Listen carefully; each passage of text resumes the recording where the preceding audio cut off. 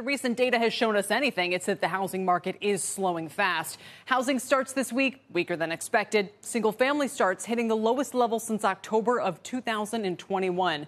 You can see that behind me here. Yesterday, mortgage purchase applications fell to the slowest pace since May of 2020, going back 2 years now. Home builder sentiment, the weakest since June 2020. All components seeing declines from April. New home sales missed estimate by a wide margin, while the previous month was revised lower. That really woke everybody up. And then today, pending home sales dropped to a 2-year low in April, the 6th straight monthly decline. So does all of this indicate a major cool down ahead in what's been a red-hot market? Let's welcome in Danielle Hale. She's chief economist for Realtor.com. Danielle, what can Realtor.com tell us? What additional light can you shed on what's happening in the market here?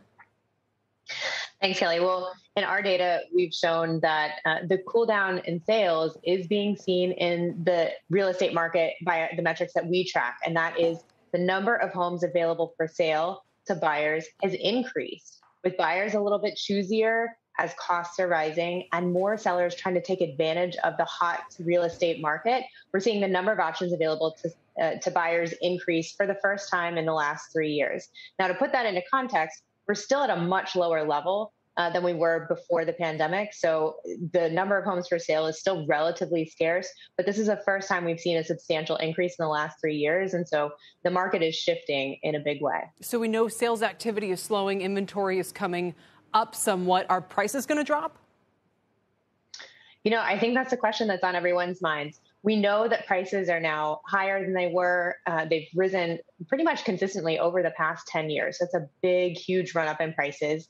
Last year and the year before, lower mortgage rates helped cushion the blow of higher prices. So buyers could navigate those higher prices with no problem because actually monthly payments were dropping even though prices were rising because of lower mortgage rates. Fast forward to today, and we're in the opposite environment where mortgage rates are rising, adding extra pain to the cost of higher housing. So we're seeing that buyers are under a lot of pressure right now. Monthly costs for the typical mortgage are up 50% relative to a year ago.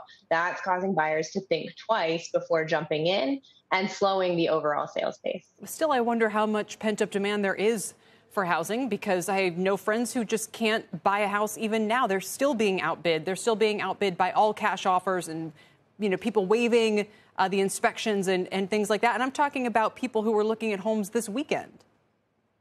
Yeah, that's the interesting thing. So our data do show that home price growth hasn't slowed down that much, especially on the asking price side of things, where actually sellers are asking for higher prices. Homes continue to sell quickly. And as I mentioned, even though we're seeing the number of homes available for sale grow, it's still much lower than it was before the pandemic. So the housing market is still very competitive, but we are seeing signs that the winds are changing, shifting back in a buyer-friendly direction. And interestingly, because 72% of sellers are also planning to buy a home, what's good for the buyer may also surprisingly be good for the seller. That's true, because mortgage rates have been working against them right now. Danielle, thanks for all your insight. We appreciate it. Absolutely. Danielle Hale, Realtor.com.